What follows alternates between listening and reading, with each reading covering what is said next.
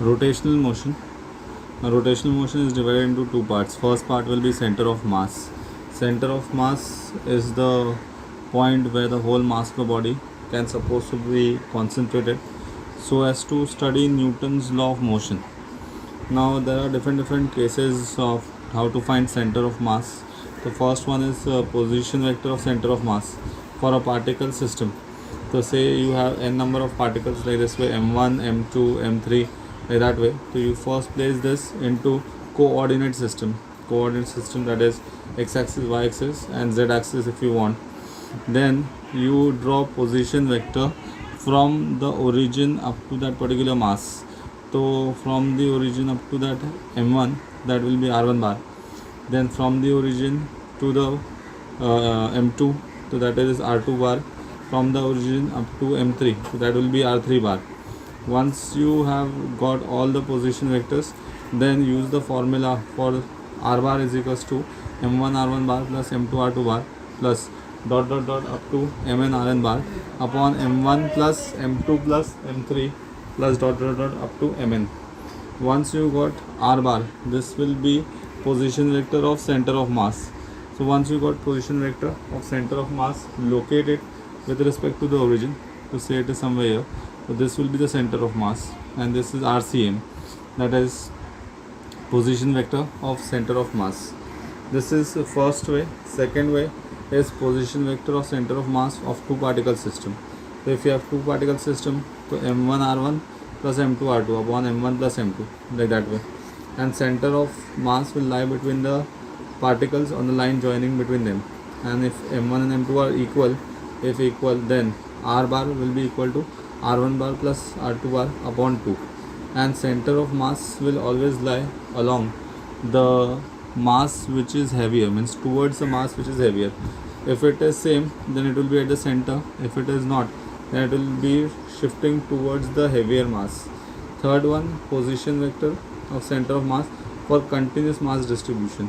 So for continuous mass distribution if you are doing, so if it is continuous, that means integration will come into picture. So therefore RCM will be equal to integration of dm into r bar upon integration of dm. Dm is the small mass.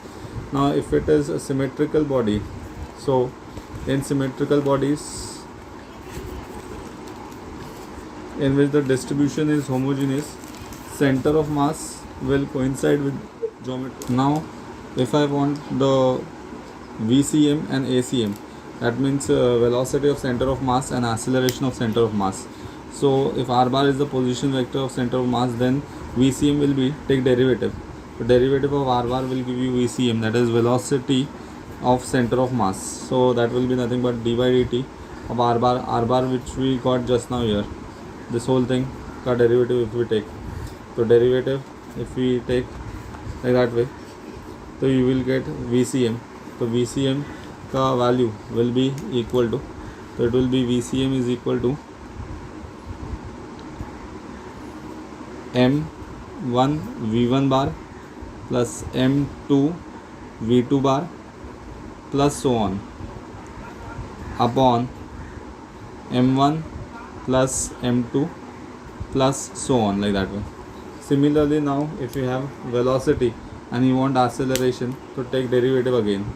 So when you take derivative of velocity, you will get acceleration. So that will be double derivative of this thing or single derivative of this. So when you do derivative, so ACM will be equal to, so ACM will be equal to m1 a1 bar plus m2 a2 bar plus dot dot dot dot dot up to n upon m1 plus m2 plus dot dot dot up to n. Then the next is force on a rigid body. So force का formula you know, force is nothing but equal to ma, mass into acceleration, and acceleration just now you got it. So when you substitute, you will get force. Now for isolated system, if the force is on the body is 0, so if it is 0, that means derivative of constant is 0, so VCM will become 0. So VCM should be equal to 0. In symmetrical bodies in which the distribution is homogeneous, center of mass will coincide with geometric center. So homogeneous body, if it is, then center of mass is same as the geometric center. Now radius of gyration does not depend upon the mass of the body. This is one of the important statement, because here we are converting the whole body into a single point mass. Rest other factors are the same, means radius of gyration will depend upon the distribution of mass, and that will give you physical significance. If k is small, that means particles are very close to the axis of rotation. If k is large, that means particles are at a larger distance from the axis of rotation. Then next is, it depends upon the axis of rotation, which will come into picture later. Sooner you are going to see that. Dimension, it's a radius, so dimension will be L1 M0 T0. Distance it is, so only L1, and SI unit will be meter. Now the two important theorem comes into picture. First one is parallel axis theorem, second one is perpendicular axis theorem. So if you have an axis out here, and if I want to shift the axis, so you can shift it, then you have to see which theorem is applied, because moment of inertia changes. So this is the initial axis passing through the center, so moment of inertia is here IC, and now I want to shift this axis from here to here by distance h, and these two axes are now parallel. If you can see, this is initial, this is final, so they are parallel. That means you can apply parallel axis theorem. The parallel axis theorem is given by I final is equals to I initial plus mh square. This is the form which we have to remember always: final, initial, mh square. H will be the distance between the two bodies, and m will be the total mass of the body. So from this diagram you can see final is IO, initial is IC, and the distance between them was h. So IO is equals to IC plus mh square. Application, we are going to see how to apply this parallel axis theorem. And the next one is perpendicular axis theorem.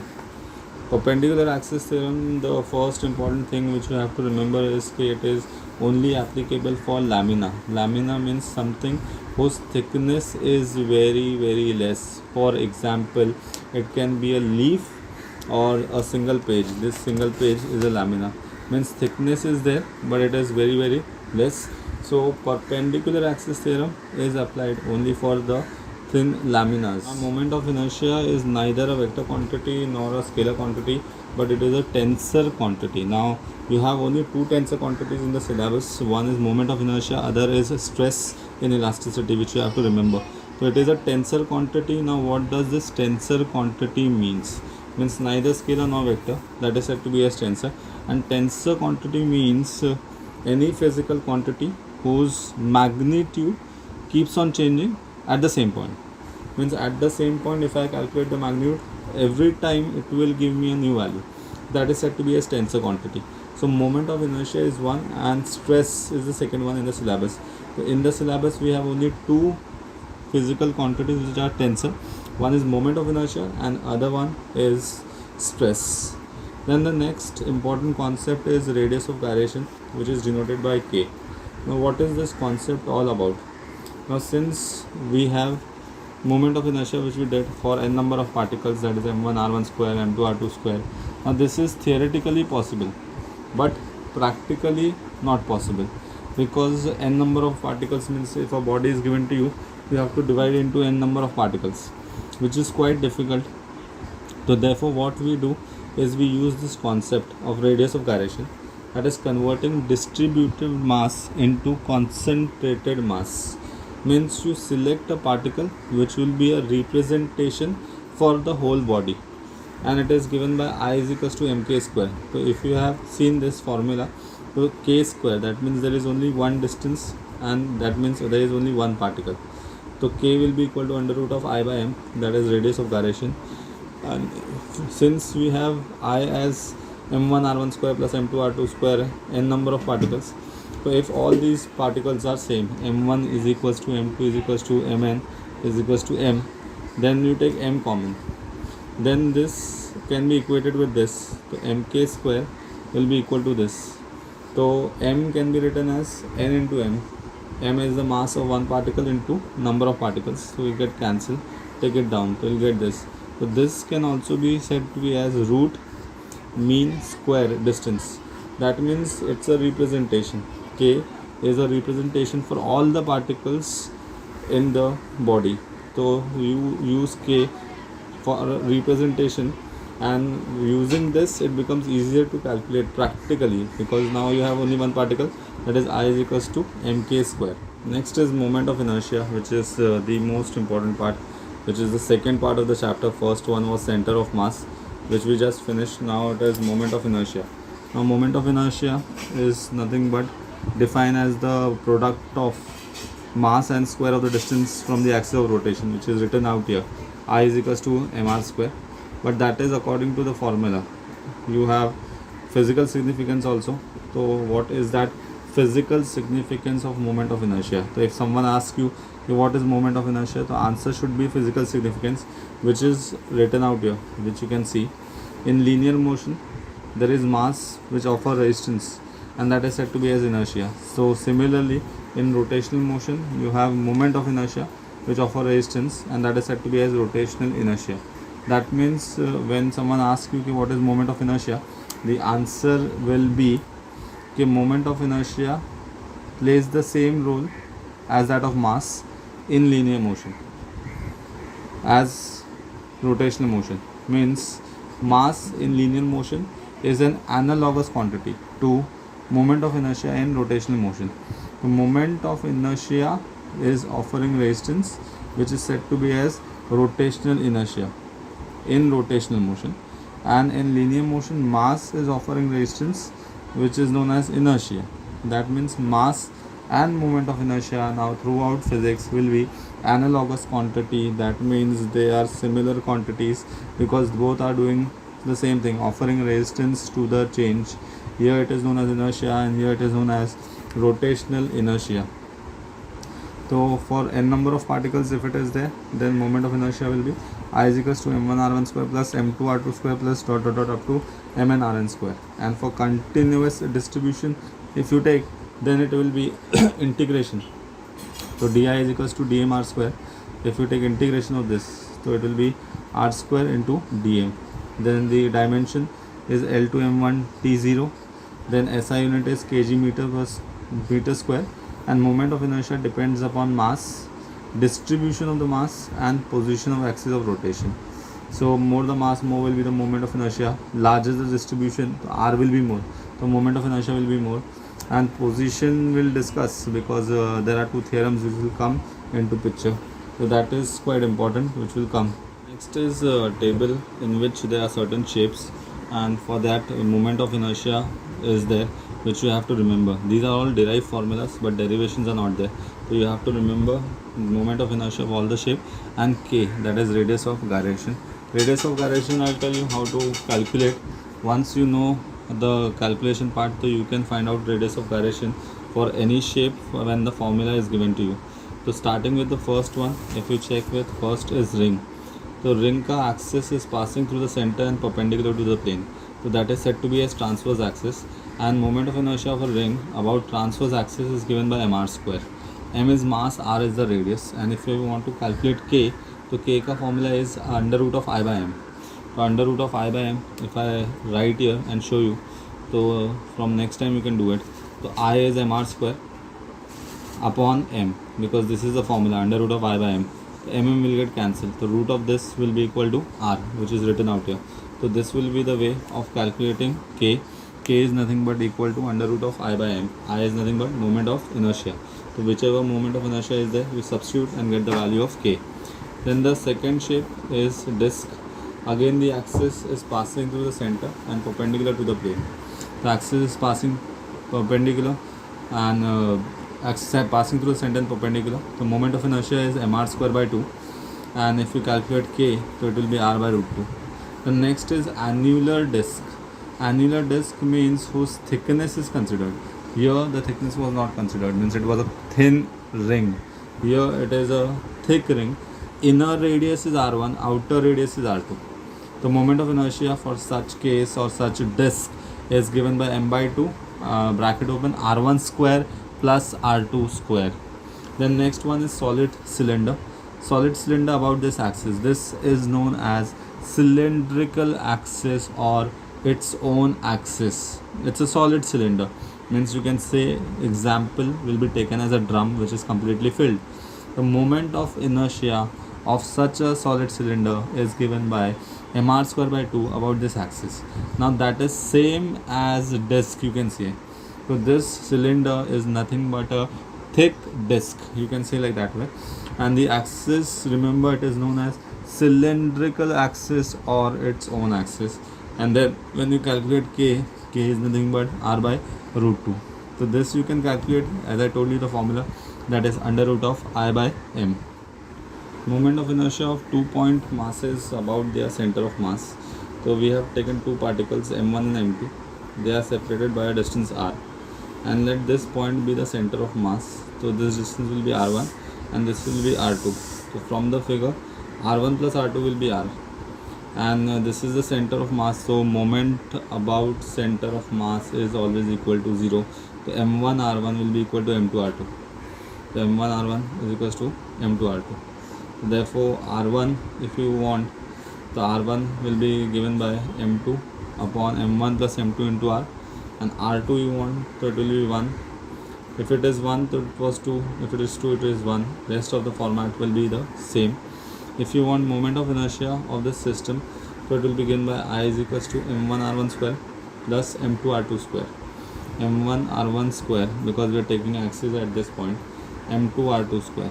And if you take this as one single system, then m1 m2 upon m1 plus m2, where this m1 m2 upon m1 plus m2 is said to be as reduced mass. So if you consider this as one single system which is rotating about a particular axis, so it will be given by this, that is mr square, and this is nothing but reduced mass, which will be used in physics whenever you have two masses which are fixed and they cannot move. So here also they were fixed on a particular rod, you can say, and they cannot move. So if the system is rotating, so system is rotating about this axis, that is center of mass. So accordingly these formulas will be applicable.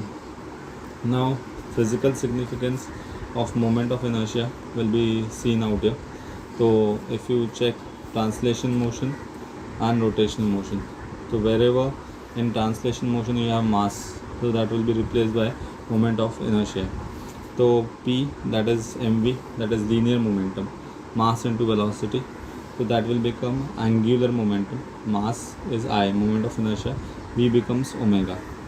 Then P ka we have one more formula, under root of 2me, 2 mass, and E is kinetic energy. So that can be written as L is equals to under root of 2 I into E. Then force F is equals to ma, so that will become rotational force, that is torque, equal to I alpha. Then kinetic energy is half mv square. Here it will become rotational kinetic energy, that is half I omega square.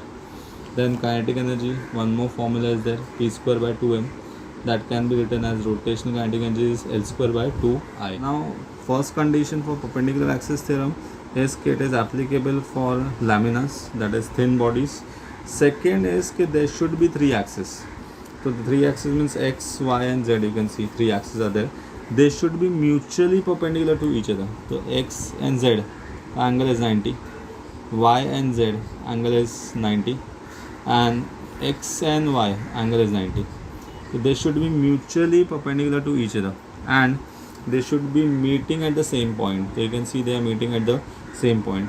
So if all these conditions are satisfied, then you can move ahead with perpendicular axis theorem.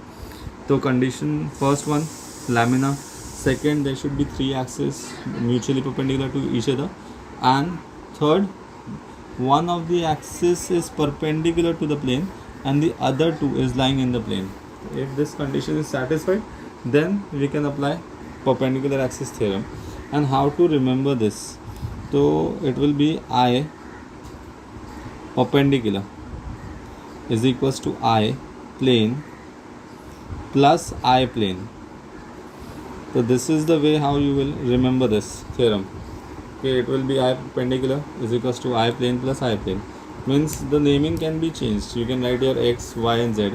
So x will become perpendicular. So it will become Ix is equals to Iy plus Iz. If I write here y, तो y will become perpendicular. So it will be Iy is equals to Ix plus Iz, or the way I have written right now, Z. So here in this case Z is perpendicular. So Z is perpendicular. So Iz is equals to Ix plus Iy. So whichever is perpendicular will be written here, and whichever is in the plane will be written here. That you have to remember, and this is the form how you have to remember it. Otherwise rest you can apply anytime and it can be done, but this form should not be changed. Perpendicular is equals to plane plus plane. So when you are applying perpendicular axis theorem, first thing remember, it is for lamina. Lamina means it will be for ring and disc. So we are going to do some examples for ring and disc. You will find that there will be perpendicular axis theorem for that. 3D shape ke liye it is not possible, because this is possible for 2D shape, that is lamina. And then there should be 3 axes compulsory, mutually perpendicular to each other, out of which one should be perpendicular and 2 should be in the plane. We will discuss the different cases of parallel axis theorem and perpendicular axis theorem, means how to apply parallel axis theorem and perpendicular axis theorem. And then the 2 shapes I have taken here, one is ring, on the opposite side it is a disc. So there are 3 cases, and we'll see how to apply parallel axis theorem and perpendicular axis theorem. The first one is about an axis passing tangent and perpendicular to the plane. So I've taken a ring, then default axis will be passing through the center, so IC, and you want it here tangent and perpendicular. So this is your initial axis and this is your final axis. So initial and final, they are parallel to each other. That means you are going to apply parallel axis theorem. So by parallel axis theorem, IO is equals to IC plus Mn square on both the sides. Here it is ring, here it is disc. That is the only difference. So IC for ring is Mr square, which we did in the table just now, plus Mr square. So this will become 2 Mr square. And here IC is Mr square by 2 plus Mr square. So it will be equal to 3 by 2 Mr square. Once you have calculated this, if you want to calculate radius of gyration, you can do that also, because radius of gyration is given by I is equals to K is equals to I by M. K equal to under root of I by M if you want to. So I, this time you got it as under root of 2 Mr square upon M. M will get cancelled. That means it will be under root of 2 multiplied by R if you want to calculate. Otherwise, if required in the question, if they tell you, then you do it. If not, then it's okay. Then the next one, second case, is about an axis passing through the diameter. Now your default axis is this only, IC, and they want about the diameter. So initial final, if you check the angle, is 90. That means it will be perpendicular axis theorem. But if it is perpendicular axis theorem, then I require 3 axes. So I have drawn the third axis, you can check, and the condition is satisfied. The condition is satisfied means one axis is perpendicular to the plane and the other 2 is lying in the plane. All the 3 are mutually perpendicular to each other and they are meeting at the same point. So now perpendicular axis theorem, if you remember the form, it was perpendicular equal to plane plus plane. So IC equal to ID plus ID. So it becomes 2 times ID, and for this IC is Mr square. So ID will be equal to Mr square by 2. And for disc, only changes it is Mr square by 2. So 2 will come down, so it will be Mr square by 4. That's it. This will be the only change. And ID is always IC by 2. You have to remember this. ID one is again cylinder only. But this time, if you check the axis is here. So this is said to be as axis perpendicular to the length. Perpendicular to the length, or it is perpendicular to its own axis. So either you say perpendicular to the length or you say perpendicular to the own axis. That you have to remember, because for cylinder you have 2 cases which I showed you. First one, that was its own axis or cylindrical axis. This is perpendicular to the length. The moment of inertia is m bracket open L square by 12 plus R square by 4, and then you can calculate the radius of gyration. So that will be root of L square by 12 plus R square by 4, and this cannot be further solved, so you have to leave it here, and whatever values are there you have to substitute the values and get the answer. Next one is hollow cylinder. Again it is the same one, that is cylindrical axis or its own axis, and it's Mr square because it is same as ring, you can say, which is a thick ring, in thickness is there, so same as ring mr square, k ka value will be equal to r. Then next is solid sphere. Solid sphere is given by 2 by 5 mr square, and this is the axis which is passing through the diameter. So you draw in any way, all the axis will be passing through the diameter only. So for solid sphere, axis will be passing through the diameter. Then next one is k. K will be r under root of 2 by 5. Then next we have is hollow sphere. Hollow sphere is also said to be as a shell. So either they'll give you a shell or a hollow sphere. So it will be like this way, double line, inside dotted, outside dark. And again this axis is passing through the diameter, because for sphere, when you draw the axis which is passing through the center, that means it is passing through diameter only. So for that you have to remember, okay, this is 2 by 5 mr square and this is 2 by 3 mr square. So for hollow, moment of inertia is more, and for solid it is less, and k ka value will be given by r under root of 2 by 3. Then the next one is rectangular lamina. So rectangular lamina, again lamina it is, if you remember, this is breadth, this will be length. The moment of inertia of such a lamina is given by m by 2 l square plus b square. L is length and b will be the breadth. K cannot be calculated. Still, if you want to, you can use that formula, but generally we don't have the use of k for rectangular lamina. So these are some general shapes, basic, which you have to remember if you are doing CET 2. And for disc, only changes k, it is mr square by 2. So 2 will come down, so it will be mr square by 4. That's it.